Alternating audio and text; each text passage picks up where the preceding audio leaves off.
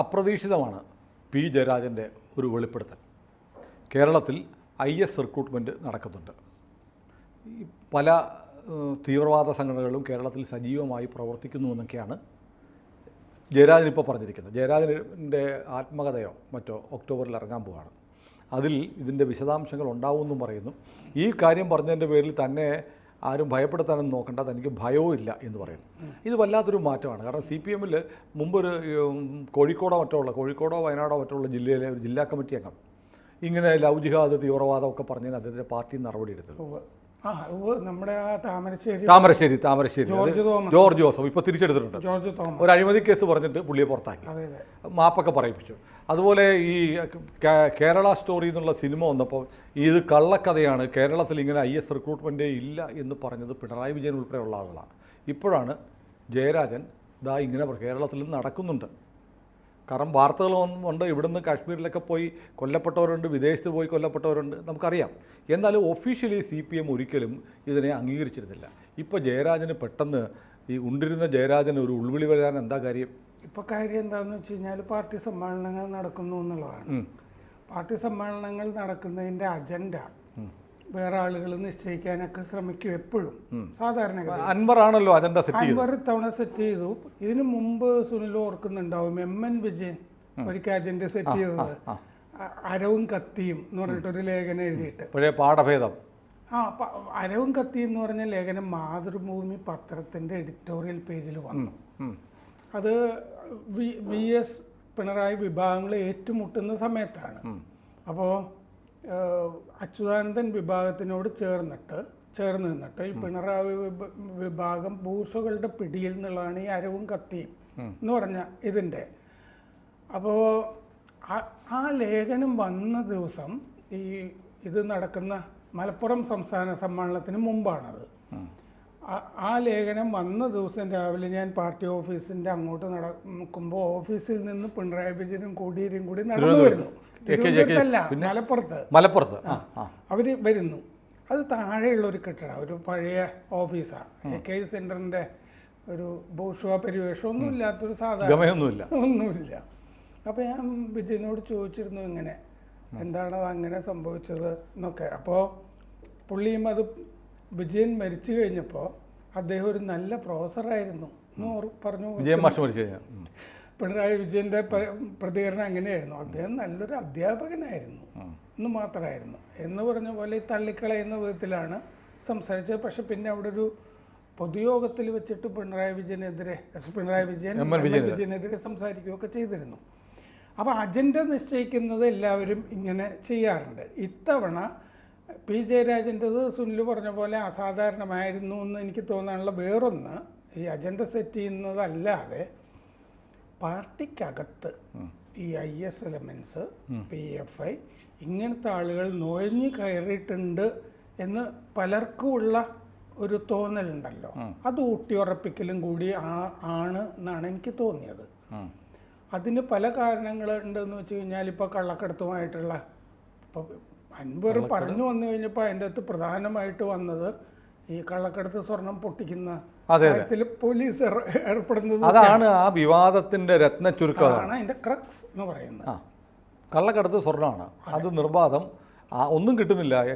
Customs പിടിച്ചാൽ നികുതി അടച്ചിട്ട് സ്വർണ്ണം ഇതിൽ കിട്ടുമായിരുന്നു. ഇത് കടത്തിക്കൊണ്ട് വന്നാൽ മൊത്തം പോലീസ് മൊത്തം പോവുക. അതിന് ചെലവാക്കിയത് അവിടെ ദുബായിൽ കൊടുത്ത പൈസ പോലും കിട്ടുന്നില്ല, മുഴുവൻ ഇവർ അടിച്ചുകൊണ്ട് പോവുകയാണ്. അങ്ങനെ ആ 2 ചേരിയും മലബാറിലത്തത് കൊടുവള്ളി കംപ്ലീറ്റ് നാമാവശേഷമായി. അതുകൊണ്ടാണല്ലോ കാരാട്ട് റസാക്ക് പ്രതികരിച്ചത്. സ്വർണ്ണവുമായി ബന്ധപ്പെട്ട ആളുകളാണ് പ്രതികരിക്കുന്നത് മുഴുവൻ.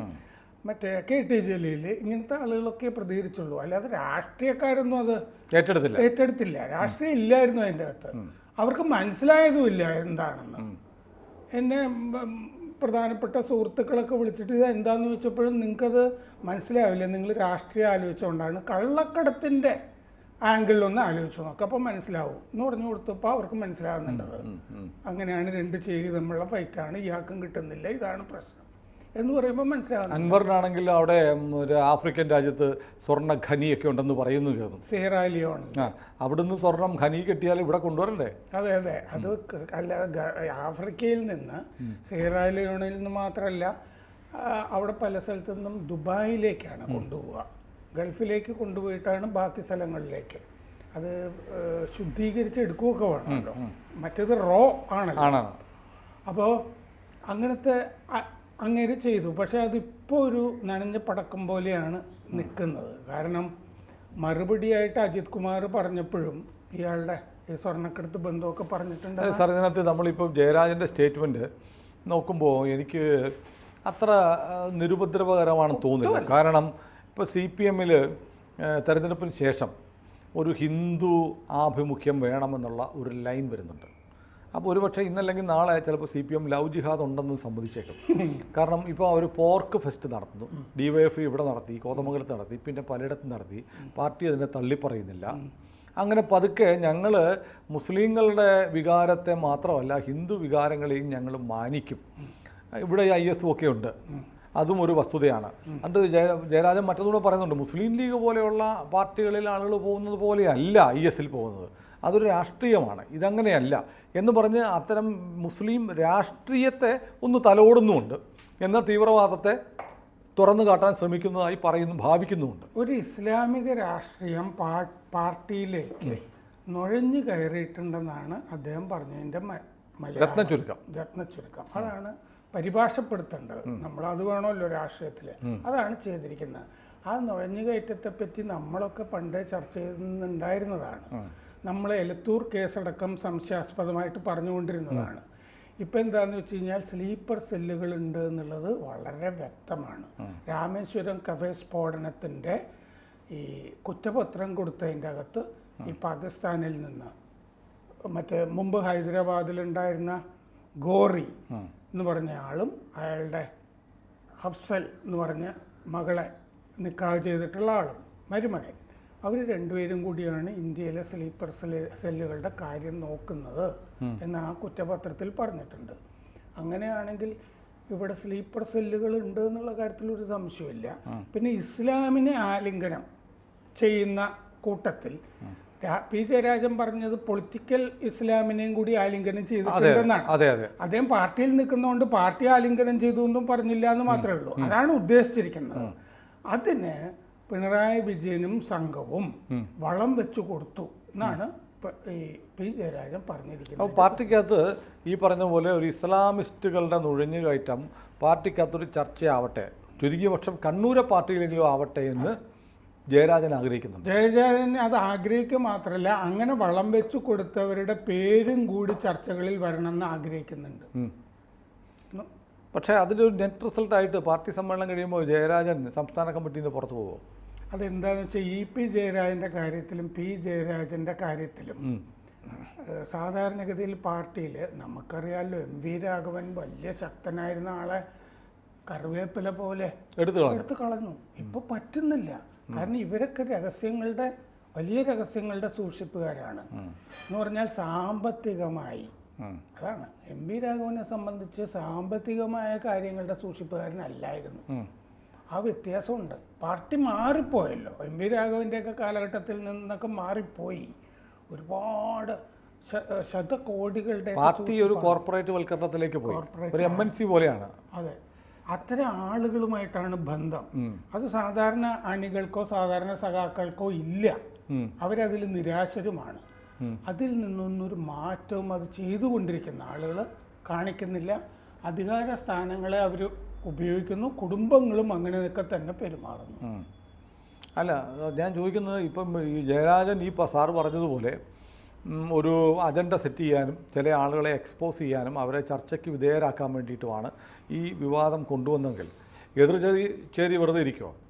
അല്ല, എതിർചേരിക്ക് ചെയ്യാനുള്ളത് പി ജയരാജനെ പറ്റി ലഭ്യം പറയുക എന്നുള്ള അല്ല, സമ്മേളനമാണ്. സമ്മേളനത്തിൽ വേണമെങ്കിൽ ജയരാജനെ തിരഞ്ഞെടുക്കപ്പെട്ട എല്ലാ കമ്മിറ്റികളിൽ നിന്നും ഒഴിവാക്കാം. അത് മറ്റേ സംസ്ഥാന സമ്മേളനമൊക്കെ വരുമ്പോൾ ഒഴിവാക്കുകയൊക്കെ ചെയ്യാം. സംസ്ഥാന സമ്മേളനത്തിൽ ജയരാജൻ ഇത്തവണ സംസ്ഥാന കമ്മിറ്റി കാണത്തില്ലായിരിക്കും അല്ലേ? ചിലപ്പോൾ അങ്ങനെ വരാം. അത് എന്താണെന്ന് വെച്ച് കഴിഞ്ഞാൽ ശശിയുടെ പ്രോമിനൻസ് കൂടുന്നതിനനുസരിച്ചിട്ട് പി ജയരാജൻ്റെ പ്രാധാന്യം കുറഞ്ഞു വരും. അതാണല്ലോ ഈ ഷംസീർ ഇപ്പോൾ ഈ സംസാരിക്കുന്നതിൻ്റെ RSS ഒരു പ്രധാനപ്പെട്ട സംഘടനയാണെന്ന് പറയുമ്പോൾ ഷംസീറിന് ഇനി ഇളവ് കിട്ടിയാൽ മാത്രമേ മത്സരിക്കാൻ പറ്റുള്ളൂ. അത് പാർട്ടി കൊടുക്കില്ല.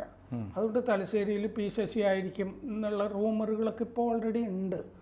അപ്പോൾ അങ്ങനെയാണെങ്കിൽ ഈ സാധ്യത ഉണ്ട് ജയരാജൻ്റെ. അപ്പോൾ ജയരാജനൊരു ബദൽ രാഷ്ട്രീയം ഇപ്പം തന്നെ കളിച്ചു തുടങ്ങുകയാണ്. അദ്ദേഹം വെറുതെ ഇരിക്കില്ലല്ലോ. അദ്ദേഹം ഇവരുടെ കൂടെ ഇവർക്ക് ആശയം കൊടുത്തൊക്കെ ഫൈറ്റ് ചെയ്ത് പിണറായി വിജയൻ്റെ ചേരിയൊക്കെ ശക്തിപ്പെടുത്തുന്ന കൊണ്ടാണ് അവരെങ്ങനെയാണ് പെരുമാറുക എന്നുള്ളത് അദ്ദേഹത്തിന് അറിയാം.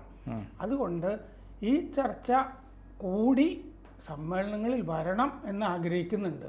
ഇവർക്ക് വളം വയ്ക്കുന്നത് ഇപ്പോൾ പിണറായി വിജയൻ്റെ വീട്ടിൽ ആരെങ്കിലും ഉണ്ടോ എന്നുള്ള ചോദ്യം ഉണ്ട് അതിൻ്റെ അകത്തെ.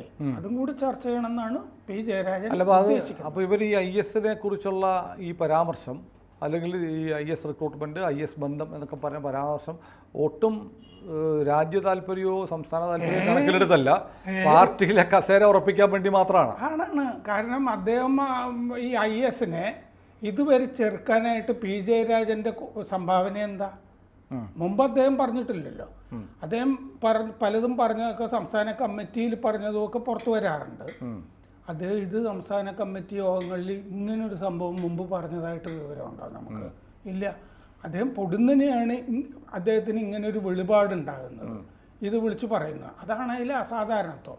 അപ്പം നമ്മൾ അതിൻ്റെ അകത്ത് രാഷ്ട്രീയം എന്താണെന്നുള്ളതാണ് ചർച്ച ചെയ്യുക.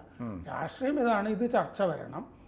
അവർക്ക് ഈ ഭരണം ഒത്താശ ചെയ്തിരുന്നു IS-ന് എന്നൊക്കെ വരണം. അങ്ങനെയാണെങ്കിൽ നമുക്ക് പ്രതീക്ഷിക്കാവുന്ന അൻവറിനെ രംഗത്തിറക്കിയതിലും ജയരാജന് കൈയുള്ളതായിട്ട് പാർട്ടിക്ക് സംശയമുണ്ട്. അങ്ങനെയാണെങ്കിൽ ഈ വേറൊരു വെളിപ്പെടുത്തലും കൂടി IS-ഉമായിട്ട് ബന്ധപ്പെട്ട് വേറെ ആരെങ്കിലും ചെയ്യുന്നത് കൂടി നമുക്ക് പ്രതീക്ഷിക്കാം. ഇനിയും വരാൻ സാധ്യതയുണ്ട്. ചിലപ്പോൾ പേരുകളൊക്കെ അത് ഈ അൻവറിനെ പോലെ ഏതെങ്കിലും ഒരു കോടാലിക്കൈ ആയിരിക്കും പറയുക എന്ന് വേണം കരുതാൻ. അപ്പോൾ ലക്ഷ്യം പിണറായിയാണ്. ആണല്ലോ, തീർച്ചയായിട്ടുമാണ്. കാരണം ചർച്ച അങ്ങനെ പോകണം. അങ്ങനെ മാത്രമേ ജയരാജന് സ്വന്തം അസ്തിത്വം ഉറപ്പിക്കാൻ പറ്റുള്ളൂ. ഉറപ്പിക്കാനല്ല, നിലനിർത്താൻ. ജയരാജൻ അസ്തിത്വം കണ്ണൂർ വലിയ സ്വാധീനമുള്ള നേതാവാണ്. വളരെ സ്വാധീനമുണ്ട്. അതാണ് പുറത്താക്കുക എന്നൊക്കെ പറഞ്ഞാൽ പണ്ടത്തെ പോലെ എളുപ്പമല്ല. ഭരതനെയൊക്കെ എടുത്ത് കളഞ്ഞ പോലെയോ ചാത്തുണ്ടി മാസ്റ്റർ മറ്റേ CKP പത്മനാഭനെയൊക്കെ എടുത്ത് കളഞ്ഞില്ലേ? പത്മനാഭന്റെ ആരോപണമായിരുന്നല്ലോ ശരിക്കും പരിഗണിക്കേണ്ടിയിരുന്നത്. അത് ശശി സംരക്ഷിക്കപ്പെട്ടു. ഏതായാലും CPM-ൽ എന്തൊക്കെയോ നടക്കുന്നുണ്ട്. അതിൻ്റെ ഒരു ഭാഗമായി ഇപ്പോൾ IS തീവ്രവാദികളും പുറത്തു വന്നിരിക്കുന്നു. കൂടുതൽ വാർത്തകളും വിശേഷങ്ങളും നിങ്ങളിലേക്ക് എത്താൻ ABC മലയാളം സബ്സ്ക്രൈബ് ചെയ്യുക, ബെൽബട്ടനും അമർത്തുക.